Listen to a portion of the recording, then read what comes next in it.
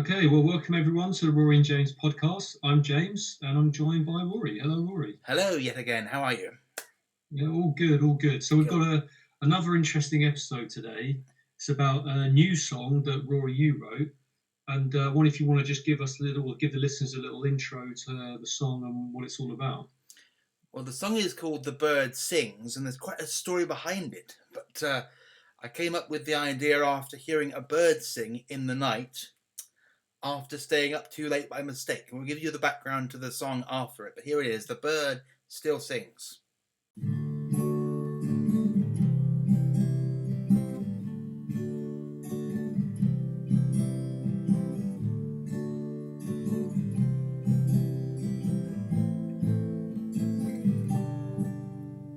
The bird still sings in the night and lets you know everything's alright. The bird still sings in the night, singing songs until the dawn. The bird still sings in the night and will continue until the daylight.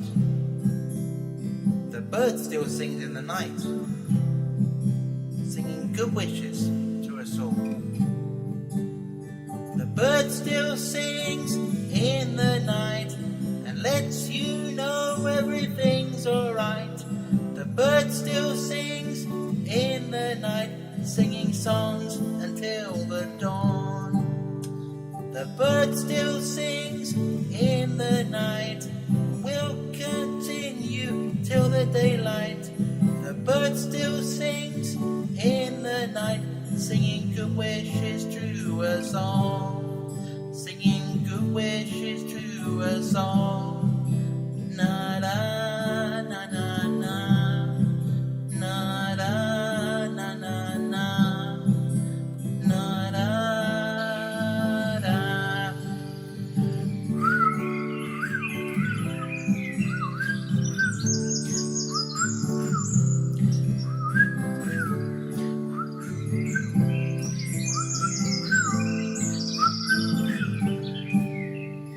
When the bird sings in the day, he will help you on your way, sing you through every day. And when you see him in the trees, he will make you feel at ease. He will make you feel at ease, feel at ease, feel at ease.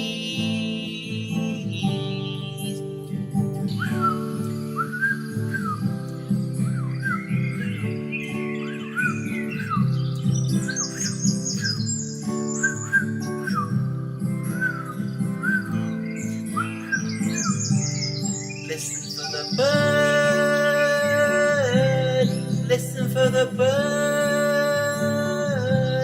listen for the bird,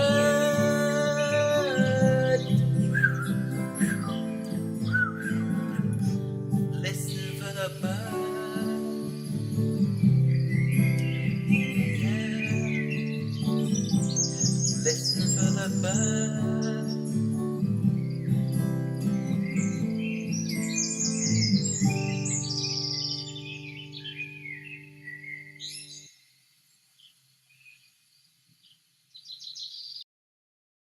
So there we are. Now you've heard the song, but actually, in the timeline of the recording, we haven't. We're still doing a production on it. Can you extend on that, James? Yeah, so the way it works by the powers of modern technology is, Rory, you wrote the song, you then sang it a cappella essentially, didn't you? You created the melody yourself. Mm. Then the process has been you then emailed that across to me. Then I've listened out for the chords, played the chords underneath, sent it back to you. You've then sung again on top of that recording, and essentially we've then put that all together in production. So Yeah. A new way, I guess, of putting music together, you could say. Well, it's experimental because at the time we're recording this part of the podcast, I haven't heard what James is describing. I've, of course, heard my part because I've already sent James the actual lyrics and reverb. But James has suggested that he record his part of music, which is his creation, and then I sing over it as to get the timing right. So the question remains, what will be my reaction later? But you've already heard the song, so you're ahead of me in real time, if that makes sense. So I'll stop the recording here, and then after I've heard the complete song and we've worked on it, actually, I can give you my actual feedback, and it'll seem more exciting because I've not yet heard it. Right, well, we're back, and this is our immediate reaction to hearing the final mix song. So, Rory, I don't know if you want to start off, but because you've only heard it a few hours ago, what's your view on it? What did you think hearing it sort of all mixed together? It was really interesting to hear some real bird song that we've added, and an extra verse. Now, for perspective's sake, we recorded the last bit that you heard on June the 17th, 2025. We're continuing here on the 22nd of July, 2025. So that's the perspective of what you heard. But to hear your mix, James, was really interesting, and the live birds and the action of what happened within the song. And the reason why I talked about adding that last verse is that the concept of the track started with hearing the bird in the night, as I said earlier, as you had heard in the timeline. But the development of the track was such that the title is called "The Bird Still Sings." So I thought the question was, what about the bird singing in the day? And that was the extension of the song in the third verse, because the original idea was to make as much expression of those first two verses, and then as I progressed through, we had the spoken verse and the sung verse, and then I suddenly realised it needs a third verse based on the length of guitar music that you had sent to me, and the inspiration of the track. How did you develop those chords that you played?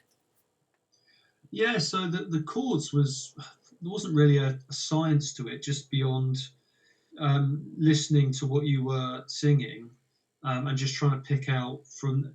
It's hard to explain, but I tend to think that chords come in on the top of the bar of each bar. You tend to have a chord going over the top of the singing, or every other couple of bars, and then so I just kind of tried to pick up the note you were starting your first bar on, and then just trying to pick up that note just from listening to it. Nothing more than that, really. Nothing you said. Nothing more scientific than that. Just trying to listen out for what was being played, the song, sorry, I should say, and then trying to play that note essentially on the guitar. So yeah, nothing is particularly scientific about it. I was just trying to pick it up as we went along. Yeah, because I'd originally sent you the reverbed vocal, hadn't I? And then you said, could you sing it together? And then we decided to keep the reverb in, but the only way I could do that was by editing it through a different program that I could only use the reverb on. That was the only effect that I knew how to use out of the options, and I had to reverb both the guitar and the voice.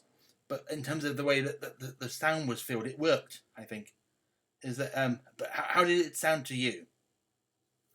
Yeah, no, good. I was happy with it. I think your voice sounded really good, and because the way we did is obviously through the internet, sharing files back and forth, and actually your reverb that you added to your voice, I think, worked really nicely and gave it the better atmosphere for the song.